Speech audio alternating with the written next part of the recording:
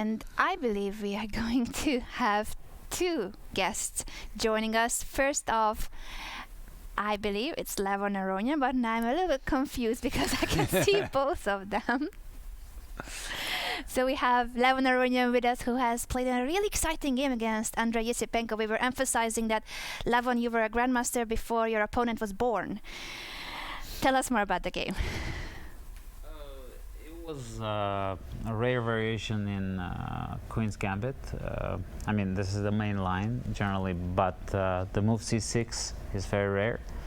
And I recall analyzing it maybe 10 years ago, so before some of the players here were born.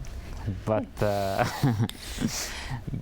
I didn't exactly remember what I was intending, so I decided just to play the most natural way. We'll come to the board in a second. Let me just ask you, it's a handy opponent because every day we have a daily question, and the daily question is, who do you think will be the top junior player in the tournament? So if I could first get your punt on who do you think will be the top junior and your thoughts on your young opponent. What's the definition of junior? 20. Under 20? Under 20. Okay.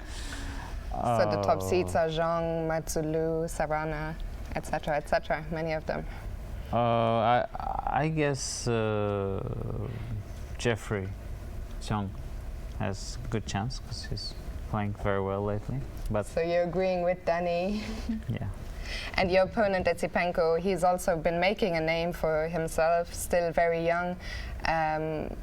Going into the game, do you have maybe, like some people do, they don't like playing youngsters. Do you have any such feelings? I'm generally the other way around. You got to beat them while they're young. Yeah, while they're young. Okay, so take it away. Show us how you did it. Yeah, so should I start from here? Sure. Yeah, it seems that I was told after the game that Queen f6 was the move for white. Now I started to understand the point of it. The point of it is to play knight e2, a move that I missed. And then king f7, rook c1, and then he takes on c7. I don't know, maybe white is better there, but at least I'm not losing on the spot. I don't know what's going on here. It looks very strange. But oh, bishop a6 here, yeah. Yeah, it's very strange. But since we both missed that idea of knight e2, which was very strong. Would you say that white was better in the final position that you showed there after knight e7? Most likely, yeah.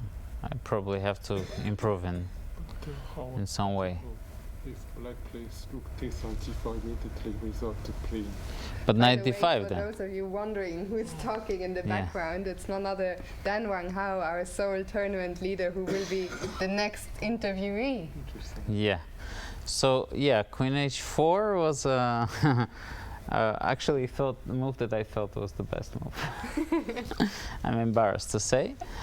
And here probably I made an inaccuracy with bishop b7. For some reason I thought it's essential for me to stop him from castling. But this is a better move. I don't know about this position. I felt that it's some sort of play for white. Have you already checked your game, or did you check No. it, discuss it with your opponent at all? Yeah, we analyzed it a little bit. But this is probably good for me. Then bishop d7. Yeah, looks extremely solid. So here I realized that it's not that easy, because he can do this king f2. And I thought the best idea for me is to solidify.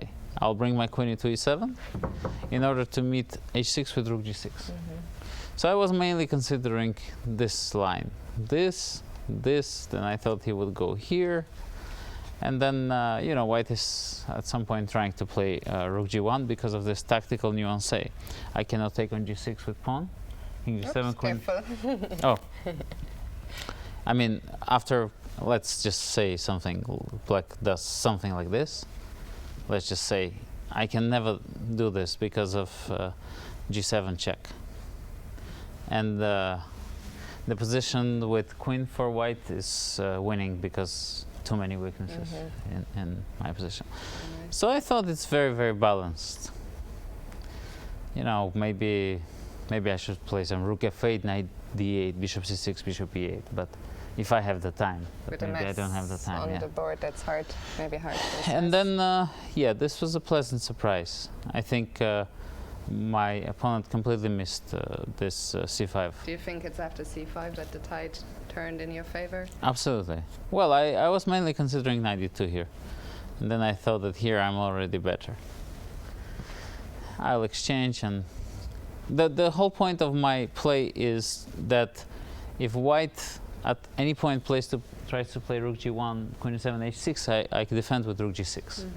Rook g6 is essential. An important resource. Yeah. And then after that, where... And then after that, I think it was... there a final mistake, or was it just already very difficult? I mean, this is completely lost for white. I can do any kind of move, including knight c6 or take on... Yeah, taking is just very easy. So he went, he tried to do something, but the position is just simply lost. White is, in this position, white is missing this pawn on b5 at some point, where he can promote one of his pawns.